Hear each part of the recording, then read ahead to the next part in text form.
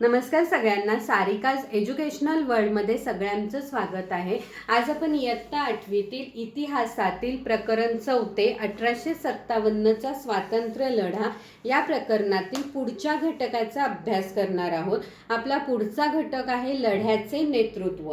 म्हणजे 1857च्या स्वातंत्र्य लढ्याचा जर विचार केला तर या स्वातंत्र्य लढ्याची व्याप्ती उत्तर भारतातून दक्षिण भारतापर्यंत पसरलेली होती, पण पूर्ण भारतामध्ये हा लढा किंवा या लढ्याची व्याप्ती पसरलेली नव्हती। हा लढा पूर्ण भारतामध्ये झालेला नव्हता। या लढ्याचे नेतृत्व मुघल सम्राट बहादूर शाह यांच्याकडे होते। बहादूर शाह यांच्या पार्श्वभूमीचा जर विचार केला किंवा मुघल साम्राज्याचा जर विचार केला तर 18व्या शतकामध्ये मुघल साम्राज्य हे पूर्णपणे कमकुवत झालेले होते। त्यांच्या कमकुवतपणामुळे अफगाणी साम्राज्यातील सम्राट अब्दाली सारख्या सम्राटांनी पूर्ण हिंदुस्थानावर आपला ताबा प्रस्थापित करण्यासाठी आक्रमण करायला सुरुवात केली।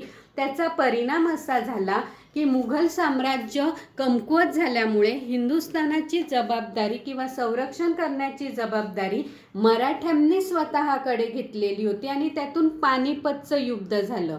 याचप्रमाणे बहादूर शाह यांनी या स्वातंत्र्य लढ्याचं जरी नेतृत्व स्वीकारलेलं असलं तरी इंग्रजांविरुद्ध लढण्यास तो असमर्थ आहे, कमकुवत आहे याची जाणीव झाल्यानंतर या लढ्याचे नेतृत्व नानासाहेब पेशवे, राणी लक्ष्मीबाई, तात्या टोपे यांनी स्वीकारली।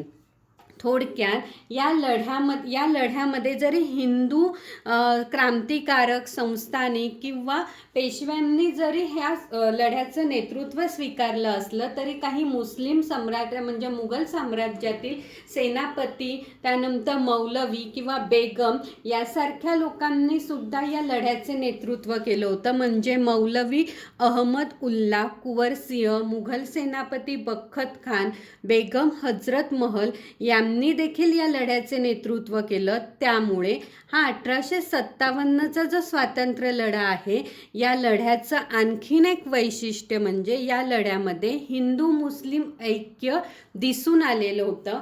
आणि हा जो लढा आहे 1857चा जो लढा आहे हा दिल्ली, कानपूर, लखनौ आणि झाशी या ठिकाणी सगळ्यात जास्त तीव्र स्वरूपामध्ये दिसून आलेला होता।